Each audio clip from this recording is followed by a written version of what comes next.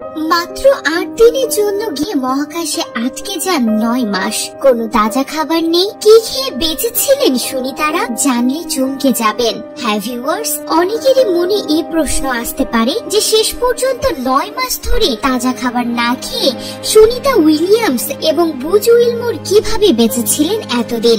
জানুন বিস্তারিত। মহাকাশে আটকে ছিলেন ৯ মাস। নাসার ২ মহাকাশচারী সুনিতা উইলিয়ামস এবং বুজ উইলমোরকে ফিরিয়ে আনতে চলে গিয়েছে মহাকাশযান। সব ঠিক থাকলে আমেরিকার ফ্লোরিডা উপকূলে স্থানীয় সময় অনুযায়ী মঙ্গলবার বিকেল ৫টা ৫৭ সুনিতারা নামবেন। ভারতীয় সময় অনুযায়ী যা বুধবার ভোর ৩:৩০। কিন্তু স্পেস স্টেশনের কাজে মাত্র ৮ দিনের জন্য আকাশে পাড়ি দিয়েছিলেন সুনিতা এবং বুজ। কিন্তু যান্ত্রিক গোলযোগের ফলে আজকে পড়েন ৯ মাসেরও বেশি সময়। কিন্তু এতদিন আটকা পড়ে কি খেয়ে বেঁচেছিলেন সুনিতারা? ২ মহাকাশচারী ২৪ সালের জুন মাসে কেবল ৮ দিনের মিশনে গিয়েছিলেন মহাকাশে।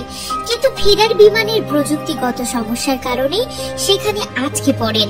মহাকাশে এত দীর্ঘ সময় থাকা খুব কঠিন। অনেকের মনে এই প্রশ্ন আসতে পারে যে শেষ পর্যন্ত ৯ মাস ধরে তাজা খাবার না খেয়ে সুনিতা উইলিয়ামস এবং বুজ কিভাবে বেঁচেছিলেন এতদিন।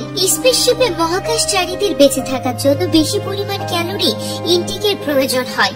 সুনিতা উইলিয়ামস তার ওজন বাড়ানোর জন্য দিনে ৫,০০০ ক্যালোরি নিতেন। নাসা থেকে প্রাপ্ত তথ্য অনুযায়ী মহাকাশচারীদের দিনে ১.৭ কিলোগ্রাম খাবার পাঠানো হতো।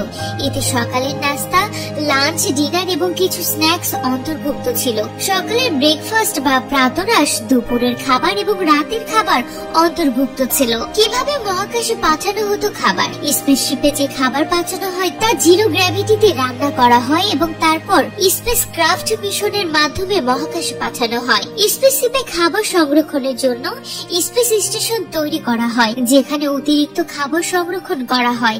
এতে খাবার দীর্ঘ সময় তাজা থাকে। বিভিন্ন তথ্য থেকে জানা যায় স্পেস স্টেশনের ফল, সবজি, ডিম, মাংস, শস্য, ব্রেড এবং স্ন্যাক্স উপলব্ধ থাকে। এখান থেকে মহাকাশচারীরা তাদের খাবারের জন্য জিনিস নিতে পারেন।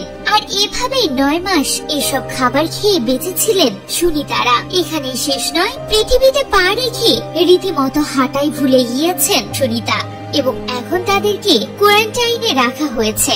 এটা শেষ হওয়ার পরেই পরিবারের কাছে ফিরতে পারবেন তারা।